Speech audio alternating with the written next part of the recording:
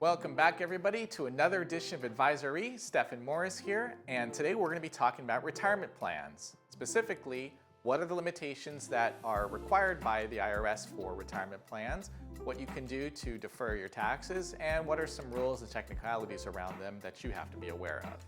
So let's dive right into it. Retirement plans require typically some level of employment or self-employment income in order to trigger that benefit. And what does that mean exactly? Self-employed income would be defined as anything that would be generated pretty much off your Schedule C that's not passive, in other words, you're actively involved in it. Or if you're a partner, for example, in a partnership, and all the work that's being done through the partnership would be generated as ordinary income, then that ordinary income is generally subject to self-employment taxes, and those self-employment taxable income would therefore be eligible for retirement plan contributions. So let's talk about the technical rules around what that means and how much you can contribute every year. To start off with, let's talk about the most basic one, which would be a SEP IRA. So a SEP IRA is typically limited by about 25% of your self-employment earnings. So let's say, for example, that you are earning $100,000 as a self-employed individual or either through a partnership, and you decide to make a contribution to your SEP IRA, the amount of money that you can contribute to that SEP IRA would be limited to $25,000.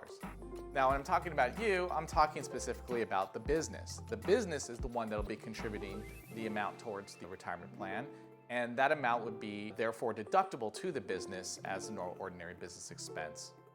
The SEP IRA is different in that it does not allow for employees to contribute to the plan. This is solely an employer contribution that is occurring. Now, typically speaking, from the owner's perspective, there's not much difference between the employee and the employer in most cases, since a lot of self-employed individuals are typically the only person running and owning their business, and all the income they generated is from their own hard work.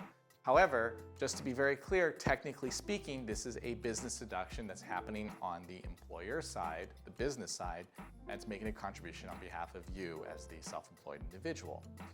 This is different than a solo 401k, in which there's a concept of two levels of deferral. The first would be the employer's deferral, the second one would be the employee's deferral. Let's talk about the rules around that. On the employee side, the employee may contribute an amount equal to roughly around, let's call it $23,000 and change as of the time of this video. This is subject to inflation, and so if you're watching this video 2 or 3 years after we made it, it might be $24,000 or $25,000 depending on what the limitations are. Employee can make that directly from their paycheck. It'll be excluded from their paycheck. So in other words, let's say there's $50,000 of wages that was given to you as the self-employed individual, and you contributed $23,000, you would have only $27,000 in box 1 in your W-2 because the employee contribution that is made is considered to be exempt from taxable income at the time of the contribution. Separately, the employer, your business, would also make a contribution which would be subject to, it's very similar to SEP IRA, a 25% limitation on the wages. So for example, let's go back to that $50,000 scenario. The employee can contribute up to $23,000. The employer can only contribute up to 25% of the $50,000 or $12,500. That would allow for a total deferral in that scenario of roughly around $35,000. And so this is a great way to put a lot of money towards retirement plan savings that you normally couldn't do if you decide to use a traditional IRA, which as of the time of this video is $7,000 limitation. You get a lot more dollars to be able to defer. There is a cap to how much you can defer, and that cap is roughly in the mid $60,000 range. Again, this will index with inflation as time goes on, but in our minds, figure around the mid 60s is going to be the maximum. So to get to that as a result, you'd have to contribute 4 times that amount, call it roughly around $270,000, $265,000, and that would allow you to completely maximize all of the deductions, all of the deferral you can do through solo 401k from the employer and the employee side. The timing on this is a little bit funky as well. So with the employee must make that deferral and that election to pay into the retirement plan on a solo 401k before December 31st of the year end.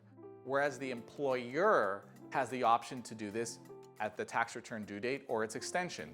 It might be September or October 15th, depending on the situation. This is a fantastic situation to be able to get the deduction earlier and expend the money later on. Now let's shift gears to the S Corp side of things. So With Schedule C filers, with folks in partnerships, it's pretty straightforward. All your income is subject to self-employment taxes, and there's not a lot of consideration you have to think about in terms of the limitations other than making sure the calculation is correct. Solo 401k, it's $23,000, $24,000 depending on the tax year, and 25% of the limitation of earnings up to a mid $60,000 range cap.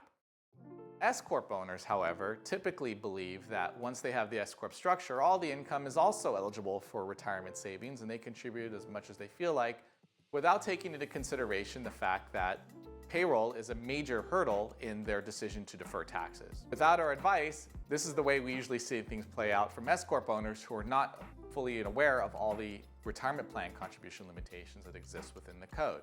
They have a $500,000 net income that they earn and they may pay themselves a wage of $50,000, probably a little bit low on the reasonable compensation side, and they decide to defer $100,000 of taxes through their Solo 401k, not being aware of the 25% limitation, not being aware that it's also capped in roughly around the mid $60,000 range, and not being aware that employees have contribution limitations as well. And as a result, they make a contribution for any amount they feel like, not being aware that this can come bite them down the road. For S Corp owners, it's particularly important that you work with a CPA in order to understand what your taxable income is going to be for the end of the year, and therefore you can set earnings to be in such a place that will equal the amount of retirement savings you'd like to contribute. For example, let's go back to that S Corp owner who earned $500,000 in net income and would like to defer $37,500 in his Solo 401k.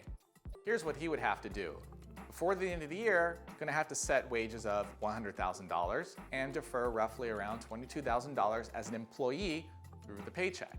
Separately, there will be that 25% limitation that the employer can contribute, and that would be an amount of $25,000, 25% of $100,000, to get the employee and the owner to a $37,000 contribution. This is what you have to do before year end. You can't simply decide that you want to make this contribution afterwards, and if you miss payroll, you can consider the whole plan goodbye. Similarly, if you are an S Corp owner and you have a SEP IRA, the same kind of rules will apply. You have a limitation on the employer side of 25% of wages.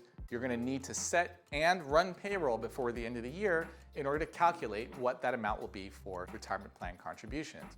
Again, if the plan is to contribute, for example, $50,000 of SEP IRA contributions, you as the owner of the S Corp are going to have to set that payroll of roughly around $200,000 before the end of the year, which will allow the employer, either after the tax deadline or the extended due date, to make the $50,000 contribution to the plan and earn the deduction for the prior tax year. So in short, I hope this video helps you understand that there is a strong importance in understanding the difference between being a Schedule C filer or partnership filer and an S Corp filer. If you're a Schedule C or partnership return filer and you'd like to defer your salary or compensation towards some sort of retirement plan, then generally speaking, you have the flexibility to do that with some conditions. Never forget that Solo 401ks are always going to need to have payroll that's run before the end of the year, and the contribution that the employee has to make has to be set before December 31st.